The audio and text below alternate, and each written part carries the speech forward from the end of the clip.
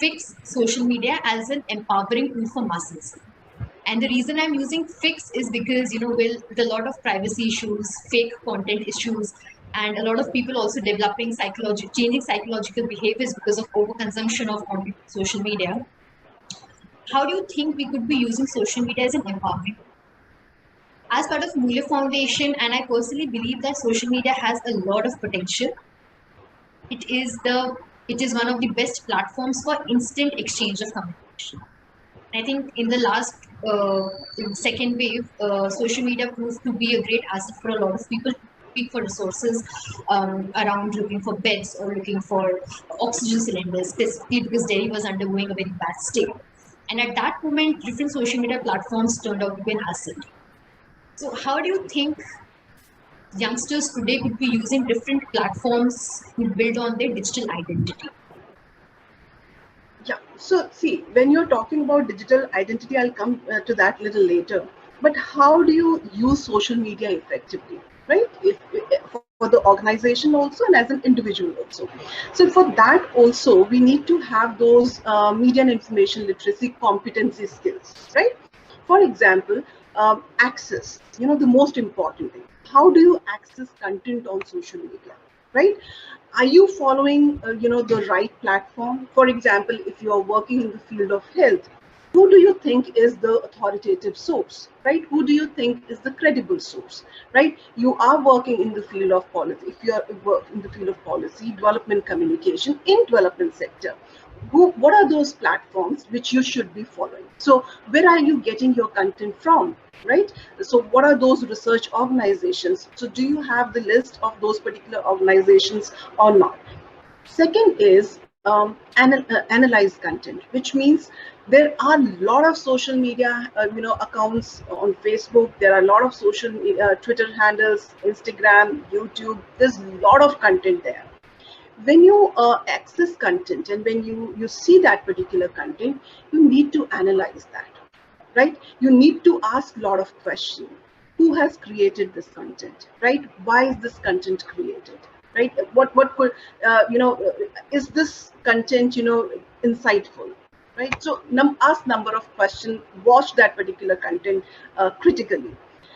Then what you have to do is you also have to create content responsibly, right? For example, you are there on social media when you're talking about digital identity. Your digital identity totally depends upon the kind of content you put out, right? So you have to be very, very responsible when you are creating content. And the last is act, which means many a times we keep saying that, oh, this particular advertisement is obscene, right? Defamatory, not in good taste. What have you done about that? You've read something in the newspaper and you say that, no, I don't agree with this. But have you done anything on that? You've watched a news program and you say that, no, whatever this anchor is saying, this is like wrong. He should say this. But have you done anything on that? And same goes for cinema also. Same goes for OTT platforms also, which means that being media and information literate person and being a responsible citizen, it's not only just to analyze content while you're consuming it. When you come across content like this, you should act. And we all should know that for different platforms, say for example, when I'm talking about advertising, there is an organization which is called Advertising Standard Council of India.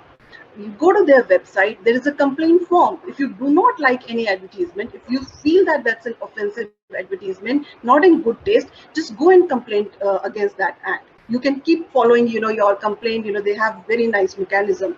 When you're talking about print, you have Press Council of India. When you're talking about broadcast, you have National Broadcasters Association. When you're talking about OTT, Information and Broadcasting Ministry, they came up with the new guideline for OTT platforms and all. So in fact, like when you talk about social media, you come across a post which you feel that no, it's not in good taste or it's insightful.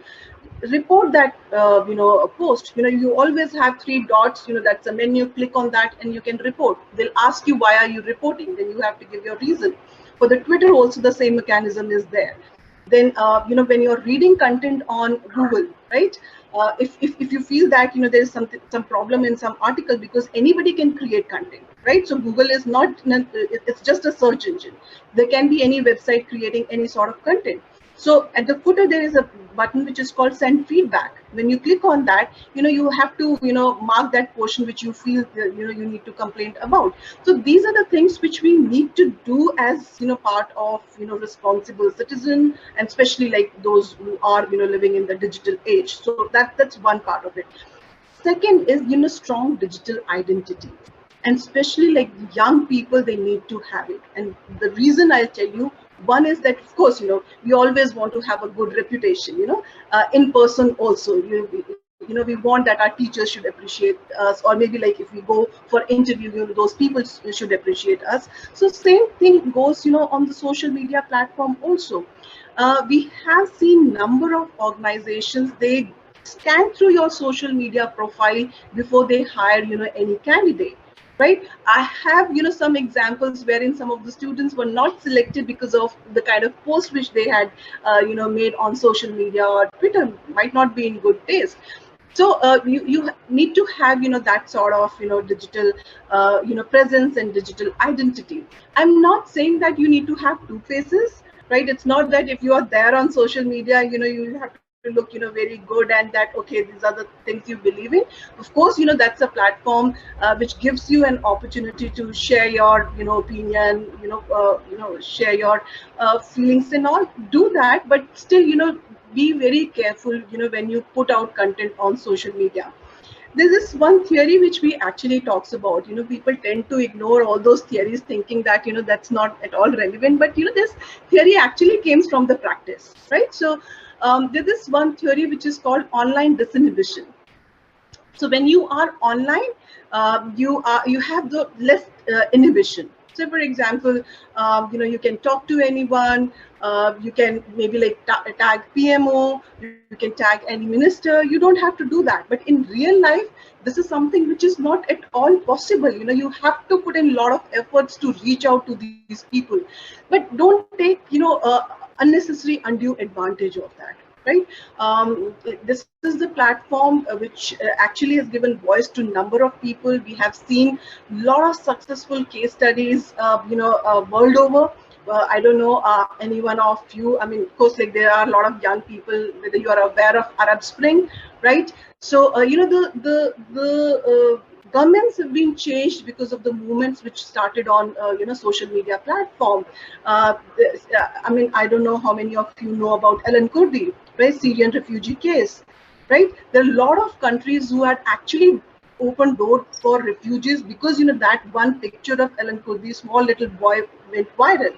So there's a lot happening on social media, but when you are there on digital platform, yes, one, if you are there, I'm not saying that you need to have a double face. You can say whatever you strongly feel should be said. Second, try and follow people whom you feel or who are credible sources. There are a lot of people who are out there, and there are a lot of people who are there to manipulate your opinion on certain issues and all. So just be wary of that when you are social media. We talk about echo chamber, we talk about filter bubble. I mean, these are the things which you should do when think about when you are actually surfing internet. Another thing is that whosoever is there on social media platform, see, whatever you do, just keep this thing in mind, that you are leaving those digital footprints, right? So there's nothing which cannot be tracked, there's nothing which cannot be traced, and you have to be very, very careful. And now with this Pegasus controversy which is going on, what all can happen because of the new technology. So new technology is there to help us. Social media can empower, new media can play a very, very important role for the empowerment of society and all. But at the same time, there are certain disadvantages also. It's a double-edged sword. So we have to be very, very careful, and we have to be very cautious when we are there on social media platform. Also, choose a social media platform according to your interest, which means that where would you like to have career in. Say for example, I I don't know how many of you are on LinkedIn. LinkedIn is the platform for the young people who are actually looking for a career. Of course, Instagram and Facebook. I think Facebook is like sort of obsolete for this young generation. I mean, that was our generation social media platform, but now a lot of new things which are coming up, and I really like Clubhouse, wherein, and in fact in the development sector it can play a very important role, wherein people are having conversation around the different issues. So keep looking at something interesting which is coming. Listen to the podcasts which are there. Create your own podcast. Creating is something which is very, very important, especially those people who are working in the field of policy. See, these things, these researches should not be limited to your office and to your libraries. It has to, move out. It has to reach, grassroots level. Can you make, infographics out of that? You are good at, policy formulation. You're good at research. But whatever research you have done, can you make a good infographic out of it? Can you make a good explainer video out of it? We have seen at the time of the pandemic, there is a lot of data which is like emerging. Can you create a database stories?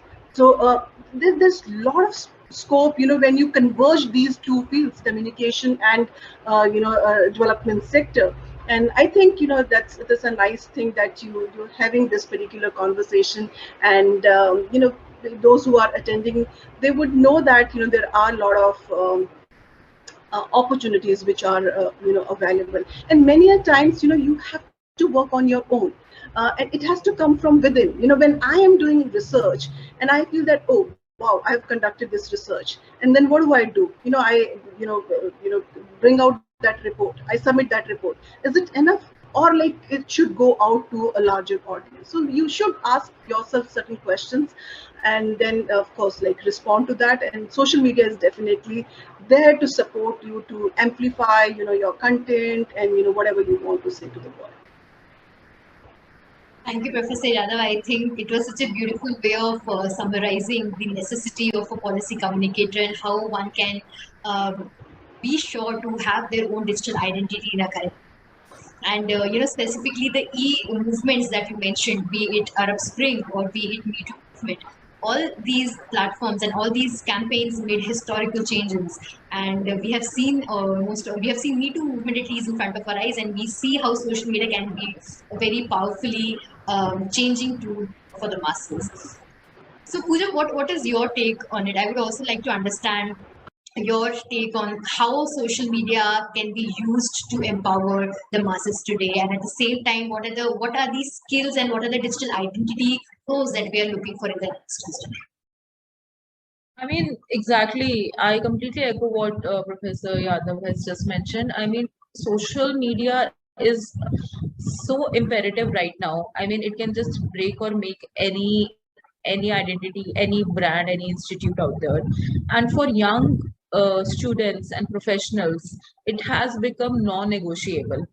They are everywhere. But I believe one has to be outside in rather than inside out, personally. Because if you are authentic and accurate about your interest, about where you see yourself, I mean, it will be very easy to curate the content and also to identify the right channel around it. We are seeing lots of series, lots of case studies, and by development institutes as well. But I feel that still they are not reaching where they should be, because people, they find it not very interactive. They This is the world of reels. I mean, and development communication is still writing the papers, white papers, and people are not interested in reading that. So I mean, finding those right channels, experiment with the new age trends, is something that there's a huge gap, and we really need to bridge that. So social media is really imperative here. And as a policy communicator, I would encourage everyone in the audience panel today to just experiment as much as possible with the internships. Do as many internships possible, because as we know, we do not have those mechanisms in place, but we can always bank it on the internships. Do as much as policy communications, learn on the job, try to experiment with the new age trends, find authenticity, put everything with responsibility out there. You and I do not want to be a part of the bandwagon which is creating such a misinformation. We have seen that in the first wave as well as the second wave. I mean, in the second wave, social media has acted like such an empower tool when the government machinery failed. But then it also came with the another issue of empowering the wrong message. I mean, youth must not, and the youth should amplify whenever it is going wrong.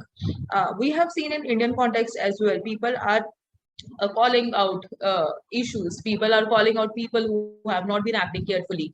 We have seen that in WhatsApp. People are just forwarding the messages without understanding. I have seen that personally. That in the second wave, I have received the messages from the first wave when the Delhi government is getting open up again. So those messages were 10 months prior to the date. So these are the messages one needs to, they just can't be blindfolded. They have to put it out, because the new technology is something that youth would understand better. So that authenticity should be there.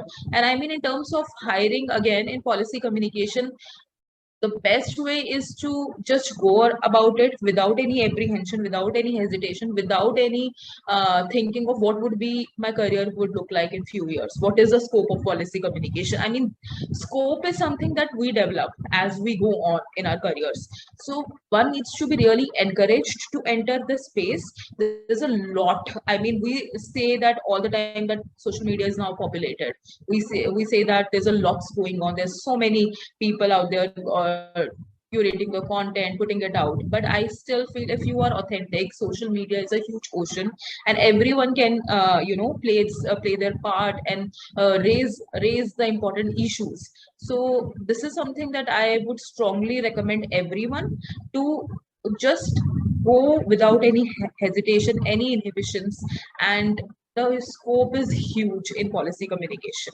It's still the area where it is under prioritized. People have no idea how huge the career trajectory can be for a person. So I would encourage everyone, and I feel that everyone should definitely learn how to curate content, should experiment with different channels, should see and act very responsibly, very carefully of everything they are putting out, as well as if they see any inaccurate information, they must call it out at that point. As a youth, it's something that I truly believe in.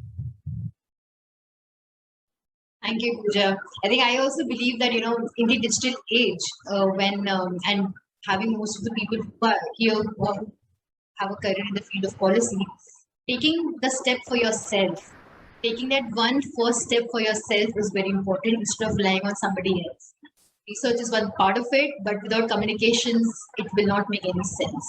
You can spend years of your life doing the research, working or developing a policy, but till the time you know how to communicate it, it does not make any sense.